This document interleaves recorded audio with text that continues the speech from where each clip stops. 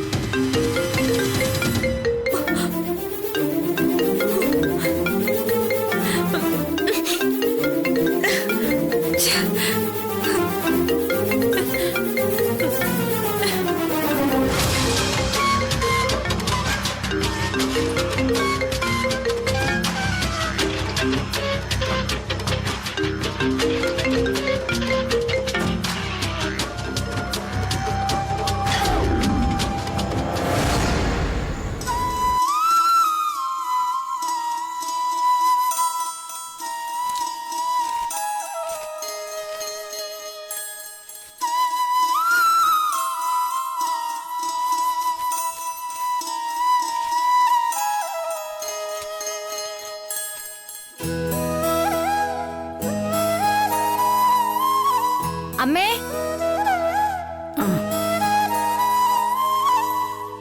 അമ്മേ, എനിക്ക് ഫീസ് അടയ്ക്കാൻ കാശ് വേണം. എത്രയാ? എത്രയെന്നോ? 200 രൂപ. എത്ര നാളായി ഞാൻ അമ്മയോട് പറയുന്നു ഫീസ് അടയ്ക്കണമെന്ന്. 20-ാം തീയതിയല്ലേ? അപ്പൊ നോക്കാം. അവിടെ നിക്ക്. നാളെ കൊടുത്തില്ലെങ്കിൽ ഫൈൻ കൊടുക്കേണ്ടി വരും അമ്മേ. 10-9 രൂപയല്ലേ? അതപ്പൊ നോക്കാം. എന്തിനാ ഇപ്പൊ അതുവരെ വെയിറ്റ് ചെയ്യുന്നേ? കാശുണ്ടല്ലോ. ഫൈൻ മാത്രമല്ല, പേര് നോട്ടീസ് ബോർഡിലും ഇടും. പിന്നെ ഫീസ് കൊടുക്കാൻ നിവൃത്തിയില്ലാത്ത കുട്ടി എന്നുള്ള നാണക്കേടും. എടി, പഠിക്കാൻ പോകാനുള്ള വകയുണ്ടല്ലോ എന്ന് വിചാരിച്ച് സമാധാനിക്ക്.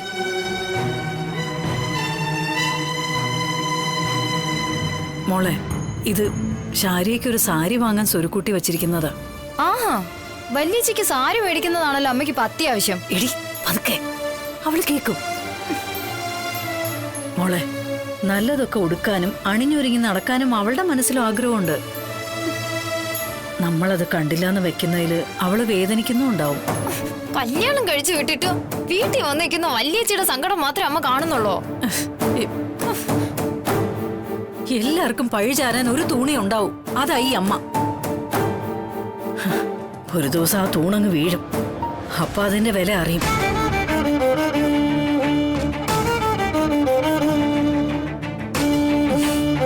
മോളെ, നിങ്ങളുടെ കുറ്റമല്ല. നിങ്ങളുടെ പ്രായത്തിൽ ഞാനും ഇങ്ങനെയൊക്കെ തന്നെയായിരുന്നു.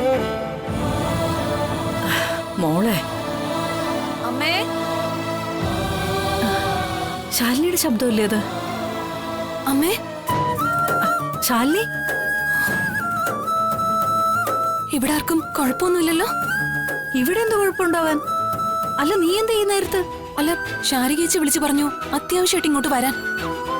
ശാരി, കാര്യം എന്താന്ന് ചോദിച്ചപ്പോ പറഞ്ഞതുമില്ല. എനിക്ക് സംസാരിക്കാനുണ്ട്.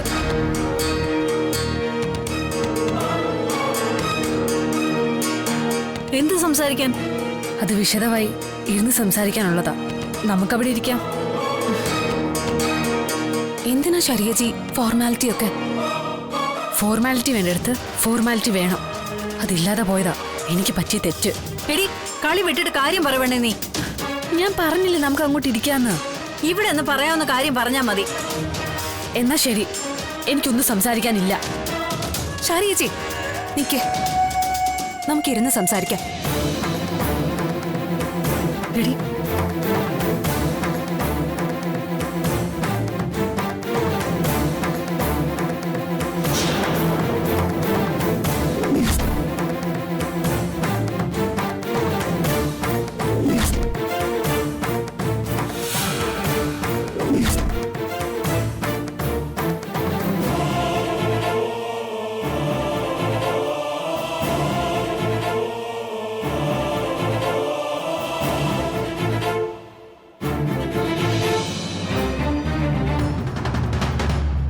എന്താടി?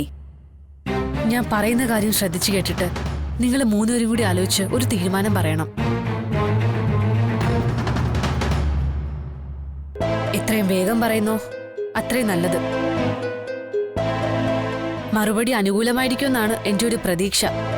ഇനി അങ്ങനെ അല്ലെങ്കിലും നിങ്ങളുടെ തീരുമാനം അറിഞ്ഞിട്ട് വേണം എനിക്ക് എന്റേതായിട്ടുള്ള തീരുമാനം എടുക്കാൻ. നമുക്കിടെ ഇങ്ങനത്തെ മുഖവരുടെയൊക്കെ ആവശ്യമുണ്ടോ ചേച്ചി? ആവശ്യമുണ്ട്.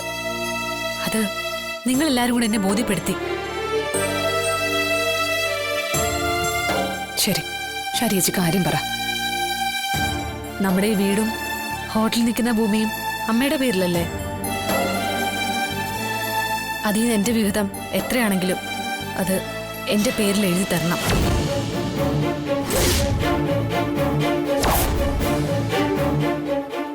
മൂന്ന് പേരുടെ മുന്നിൽ ഇക്കാര്യം പറയാൻ വേണ്ടിയാ ഞാൻ ശാലിനി കൂടി വിളിച്ചു വരുത്തിയത്. ആലോചിച്ചൊരു തീരുമാനം ഉടനെ അറിഞ്ഞാൽ കൊള്ളാം.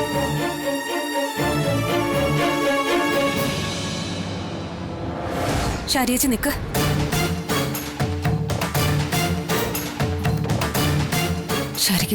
എനിക്ക് ഇതേ കൂടുതൽ സംസാരിക്കാനൊന്നുമില്ല. ഞാൻ ആലോചിച്ചെടുത്ത തീരുമാനാ നിങ്ങളോട് പറഞ്ഞത്. പിന്നെ ഇനി നിങ്ങൾ ആലോചിച്ചൊരു തീരുമാനം പറഞ്ഞാൽ മതി. ശരിയേച്ചി, ഇതുവരെ നമ്മൾ 4 പേരും ഒറ്റക്കെട്ടായിരുന്നു. ഈ ഹോട്ടലും വീടും അത് നിൽക്കുന്ന ഭൂമിയൊന്നുമല്ല നമ്മുടെ അമ്മയുടെ ഏറ്റവും വലിയ സ്വത്ത്. നമ്മള് മക്കള് തമ്മിലുള്ള ഒരുമയാ.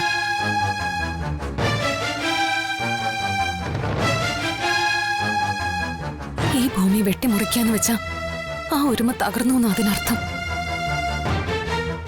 ഇന്ന് ശാരദാമ്മയുടെ മക്കളെ നോക്കി പഠിക്കാൻ പറയുന്നവര് നാളെ നമ്മളെ നോക്കി കളിയാക്കി ചിരിക്കും. ശാരദാമ്മയുടെ മക്കളുടെ ജീവിതം കണ്ടുപിടിക്കാൻ അല്ല ആര് പറയുന്നെന്ന്? അതൊക്കെ അങ്ങ് പണ്ട് ഞാനും നീയുമൊക്കെ ഈ താലിമാല എന്നുള്ള കുരുക്കുമായിട്ട് ഈ വീട്ടിൽ നിന്ന് ഇറങ്ങുന്നതിന് മുമ്പ്. ഇപ്പൊ ശാരികയുടെ ജീവിതം നോക്കി പഠിച്ചാ എവിടെയാ എത്തുക? ഒരു കൊക്കയുടെ വിളിമ്പിലോ ഒരു കയർക്കുരുക്കിന് മുന്നിലോ. പിന്നെ നിനക്ക് മുന്നിലൊരു ജീവിതമുണ്ട്. സിവിൽ സർവീസ് എഴുതി കളക്ടർ ആവാം. പിന്നെ ദേ ഇവൾക്ക് പഠിക്കാൻ അവസരം കിട്ടിയതുകൊണ്ട് ഇപ്പോഴാണെങ്കിലും ഒരു ടെസ്റ്റ് എഴുതിയ LD ക്ലർക്കായിട്ടെങ്കിലും ജോലി കിട്ടും. സ്വന്തമായി ഒരു ജോലിയും വരുമാനവും ഒക്കെ ഉണ്ടെങ്കിൽ ആരുടെ മുമ്പിലും തല കുനിക്കേണ്ടി വരില്ല. ഭർത്താവിന്റെയോ സ്വന്തം വീട്ടുകാരുടെയോ ആരുടെ മുമ്പിലും.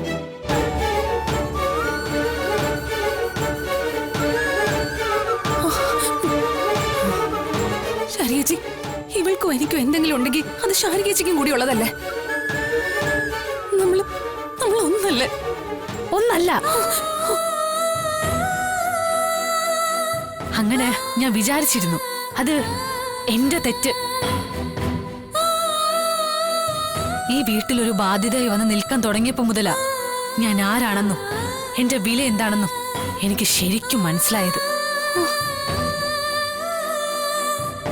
അല്ല, നീ പറഞ്ഞല്ലോ നമ്മൾ പെൺമക്കളാ അമ്മയുടെ ഏറ്റവും വലിയ സ്വത്തെന്ന്.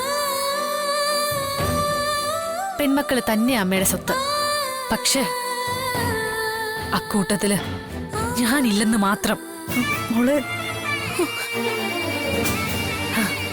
അത് നീ അടക്കമുള്ളവര് എന്നെ ബോധ്യപ്പെടുത്തിയിട്ടുമുണ്ട്. ശരിയേച്ചി, അന്ന് ഞാൻ പറഞ്ഞത് വെച്ചാണെങ്കിൽ അതെനിക്ക് പറ്റിയൊരു നാവ് പിഴയ. അമ്മയുടെ സങ്കടം കണ്ട് സഹിക്കാൻ വയ്യാഞ്ഞിട്ടാ ഞാൻ പറഞ്ഞു പോയത്.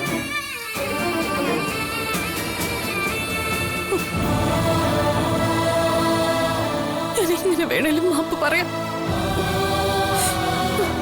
ദയവേത് ഈ തീരുമാനത്തിൽ നിന്നൊന്ന് പിന്മാറണം.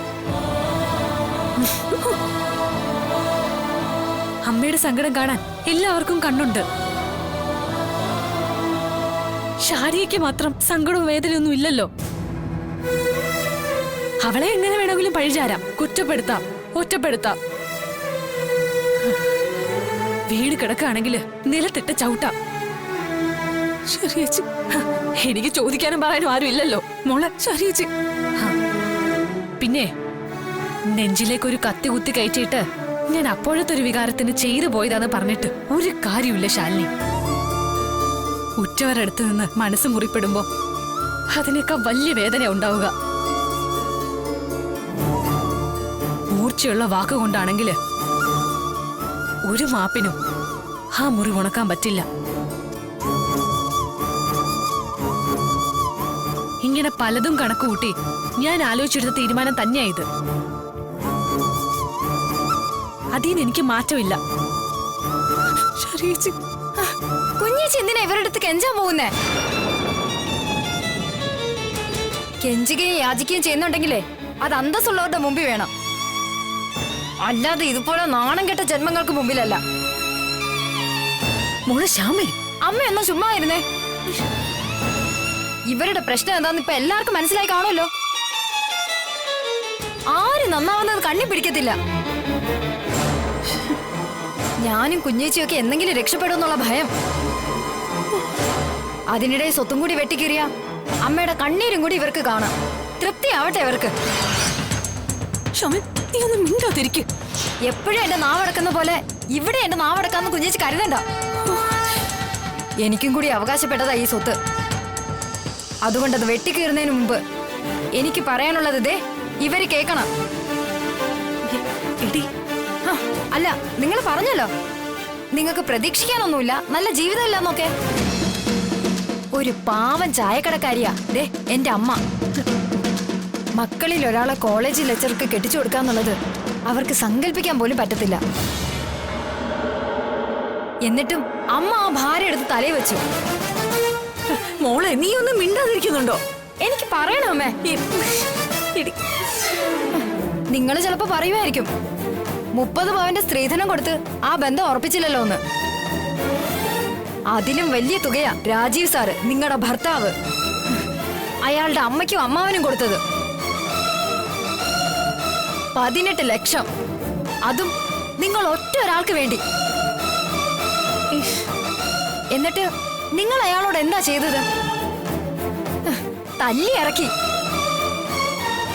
LD ക്ലർക്കിനേക്കാളും ഒരുപാട് ശമ്പളമുണ്ട് കോളേജ് ലെക്ചർക്ക്.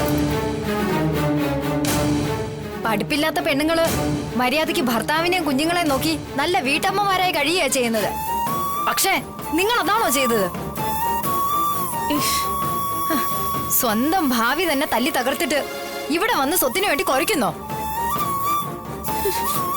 ഇതിന് ഭേദം പോയി ചത്തൂടെ? എന്താണ് പറഞ്ഞത്? അമ്മ വേണമെങ്കിൽ എന്നെ തല്ലിക്കോ, പക്ഷെ ഈ വിഷയത്തിൽ പറയാനുള്ളത് ഞാൻ പറഞ്ഞിരിക്കും. ഞാൻ വിടിശാലിനി. ചേച്ചി ചേച്ചി നിക്ക്. ചേച്ചി ഞാൻ പറയുന്നൊന്ന് കേക്ക്. കഥ അടക്കരുത്. ചേച്ചി ചേച്ചി തുറക്ക്. ചേച്ചി ശാരികേച്ചി വാതില് തുറക്ക്. ശാരികേച്ചി തുറക്ക്. ചേച്ചി എടി തല ഇരിക്കുമ്പോ വാലാടണ്ട കേട്ടോ. ഈ വീട്ടിലൊരു കാര്യം ഉണ്ടെങ്കിൽ അതിന് തീരുമാനം എടുക്കാൻ ഞാനും ഇവളൊക്കെ ഉണ്ട്. എനിക്കും കൂടി അവകാശപ്പെട്ട സ്വത്തിന്റെ കാര്യമാണ് ഞാനീ പറഞ്ഞത്. വീട് എന്നെ തല്ലി കൊല്ലുവാണെങ്കിൽ കൊല്ലട്ടെ.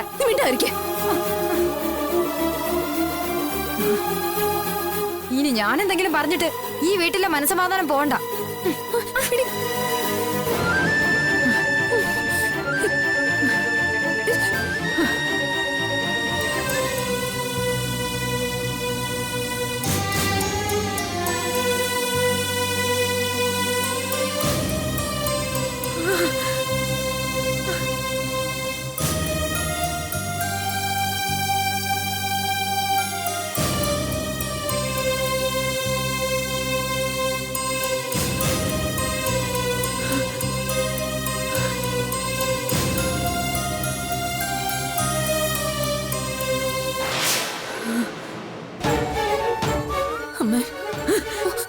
ഇനി നിനക്ക് വേണോ സ്വത്തിന്റെ വീതം?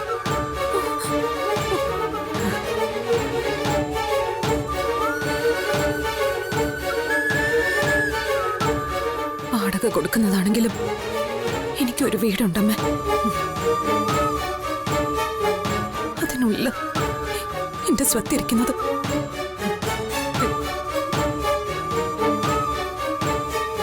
ഞാൻ പോവാം.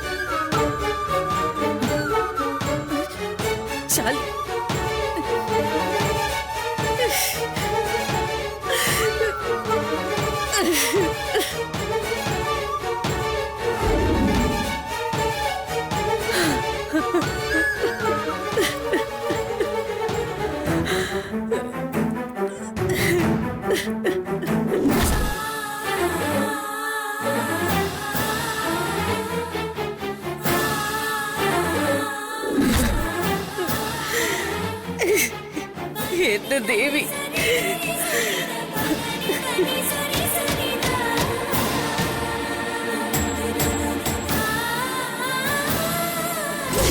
ഇതിന് ഭേദം പോയി ചത്തൂടെ?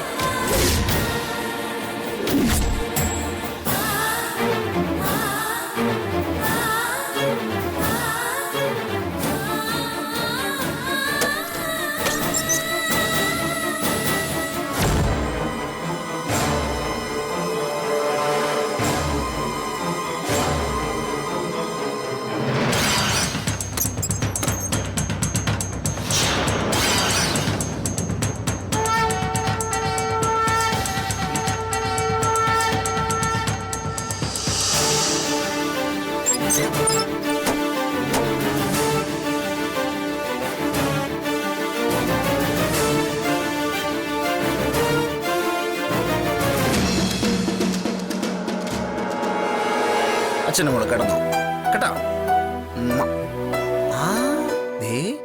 അമ്പിളിയമ്മനെ കണ്ട എന്റെ പൊന്നു മോൾക്ക് വിശക്കുണ്ടോ? അമ്മ പോരെ കേട്ടോ.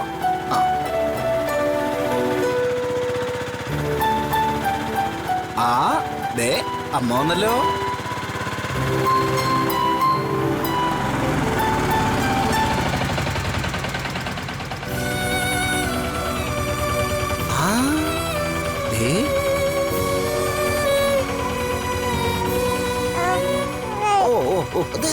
വന്നടാ.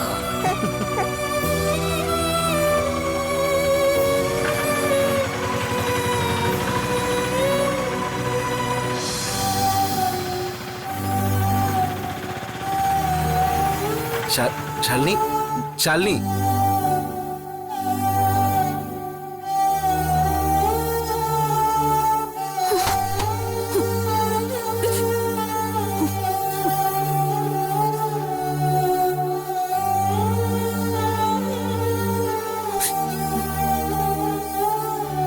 ശാലിനി, മോളിയാളെ കാണാതെ കരയാൻ തുടങ്ങായിരുന്നു. വിഷ്ണുട്ടനൊന്ന് പോകുന്നുണ്ടോ? മോളോ വിഷ്ണുട്ടനോ ആരും വേണ്ട എനിക്ക്, ആരും. എടോ ശാലിനി, എടോ എന്താ പറ്റിയേ? എന്താ പറ്റിയെന്ന് പറയാ എന്നോട്. വിഷ്ണുട്ട, എടോ എന്താ കാര്യം? എന്താന്ന് പറ, എന്താ പറ്റി? എടോ ശാലിനി, എന്താ പറ്റിയെന്ന് പറ. നമ്മുടെ ഈ വീടും ഹോട്ടലിൽ നിൽക്കുന്ന ഭൂമിയും അമ്മയുടെ പേരിലല്ലേ? അതിൽ നിന്ന് എന്റെ വിഹിതം എത്രയാണെങ്കിലും അത് എന്റെ പേരിൽ എഴുതി തരണം.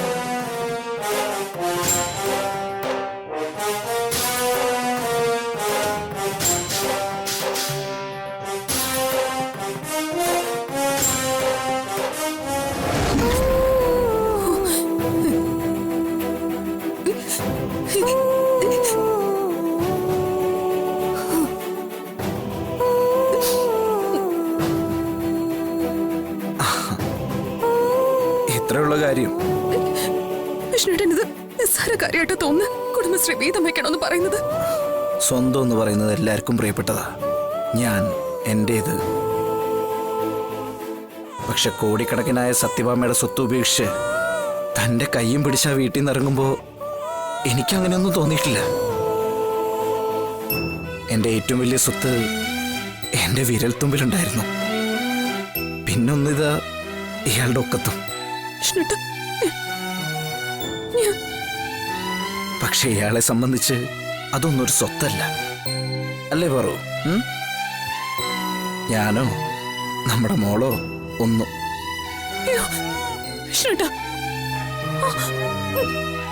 ഓ, ഇത് പ്രീതിയുടെ കുഞ്ഞാണല്ലോ അല്ലേ?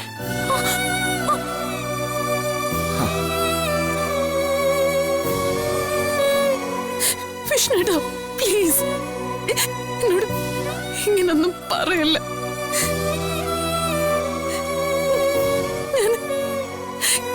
ഞാൻ അപ്പോഴത്തെ ഒരു സങ്കടം കൊണ്ട് ഞാൻ എന്റെ വിഷമം വിഷ്ണുട്ടനോടല്ലാതെ വേറെ ആരോടാ പറയാ? എടോ നമുക്ക് നമ്മൾ മാത്രമേ ഉള്ളൂ പിന്നതെ നമ്മുടെ മോളും കേട്ടോ. വേറെ ആരുമില്ല നമുക്ക് ഈ ലോകത്ത്. നമ്മൾ തനിച്ച നോക്ക്, അതാദ്യം നമ്മൾ മനസ്സിലാക്കണം. നോക്ക്, അങ്ങനെ വിചാരിച്ചു കഴിഞ്ഞാൽ പിന്നെ പ്രശ്നമൊന്നുമില്ല. അങ്ങനെ തന്നെ വിഷ്ണുട്ട ഞാൻ വിചാരിക്കുന്നത്. അബദ്ധത്തിലൊരു നാവുപിഴ പറ്റിപ്പോ വിഷ്ണുട്ട. വിഷ്ണുട്ടൻ എന്നോട് ക്ഷമിക്ക്. ശാലിനി, അയ്യേ കരയില്ലേ?